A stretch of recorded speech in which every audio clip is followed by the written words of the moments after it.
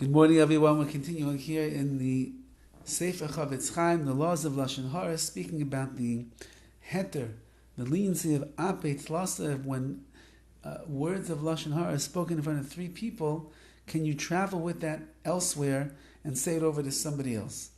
So as we pointed out yesterday, the details and the nuances of this halacha are so slight that it's really going to be difficult at all, as we'll see by the time we get to the end of this chapter. It's going to be very difficult to apply this heter, to apply this leniency in your speaking of Lashon HaRa. Nearly, says the CHOFETZ CHAIM, it would appear to me, if the original words of Lashon HaRa were told over in the presence of people that are Yirei Elokim, they are God-fearing individuals, they themselves are careful about saying over Lashon HaRa, automatically then,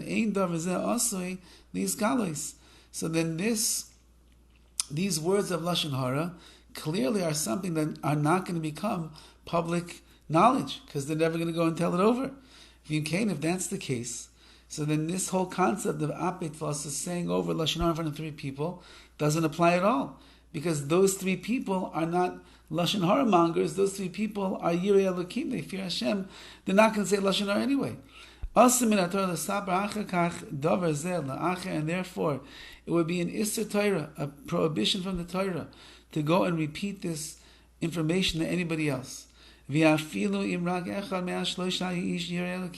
only one of the three people in this group are God-fearing individuals, who are careful to make sure they don't speak Lashon HaRa, the law is the same. Because apet lasa means you have to have three people that are willing to accept the Lashon HaRa, and they themselves might go and share it. However, over here, when you have only two that would hear, and one that's God-fearing and wouldn't, the sulakash loshim mefarsimim. You no longer have three people that will go and publicize the information, and therefore, that's not the leniency of apet lasa. Says the CHOFETZ CHAIM further, the efshar duadin, it's possible that you're only allowed to rely upon this imechamesh leishayim miha kroivav ayavav shaloi shalmi shenemar lahaganus. Says the CHOFETZ CHAIM, and even further, if one of the people in this group of three is a relative of the person that the Lashon HaRa is being said about, I can tell you the same reason that this is not apet lasa.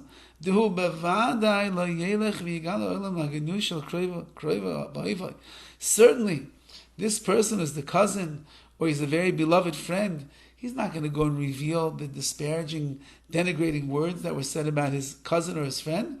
So he's also not included in the three that is listening and that will go and publicize. In Cain, once again, says the CHOFETZ CHAIM, this is not considered a case of three listeners who would go and reveal the information that they heard.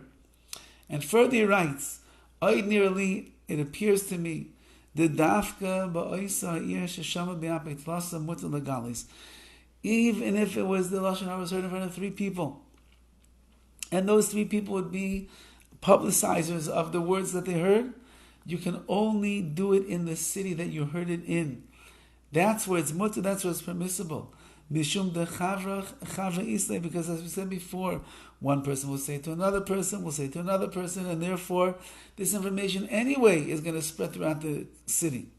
Aval loy bi'acheres, but to take this Lashon HaRa and carry it to another city, that you're not allowed to do.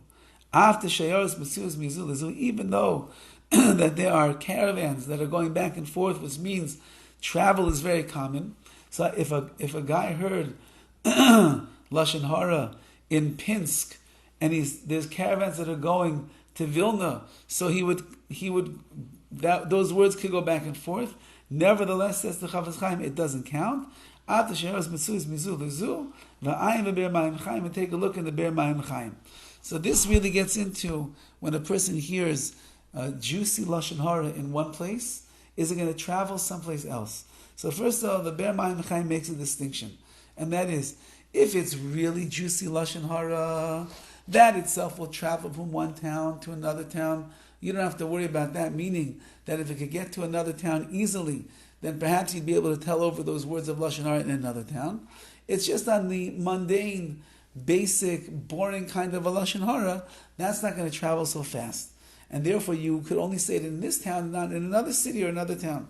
What about when we live in the day and age that we have of social media, emails, texting, WhatsApp, Facebook, and the like? These words are flying around the world in moments of instantaneous delivery, and therefore it's better to a certain extent than the caravans, than the people traveling by car, because it just goes with the press of the button. So everybody knows about it. So therefore, if I heard Lashon Hara, let's say in Los Angeles, and it's juicy Lashon Hara, and somebody posted on a Facebook post, and it ends up all the way across the world, can I go now anywhere I want and tell over the Lashon Hara? So the Chelkes Ben Yamin, one of the classical commentators of more modern day halachic shailas, he says even there it's really not clear that this leniency is going to exist, and therefore a person has to be exceedingly careful in the words of Lashon Hara to make sure that you don't take the law into your own hands and start spreading words of Lashon Hara around.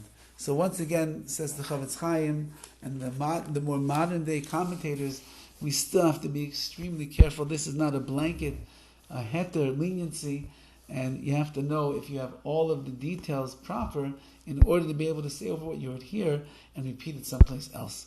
In the meantime, when in doubt, do without. Don't use this heter. We didn't finish the chapter yet, and we don't even know if we're going to have the rights to use this permissibility. Have a wonderful day.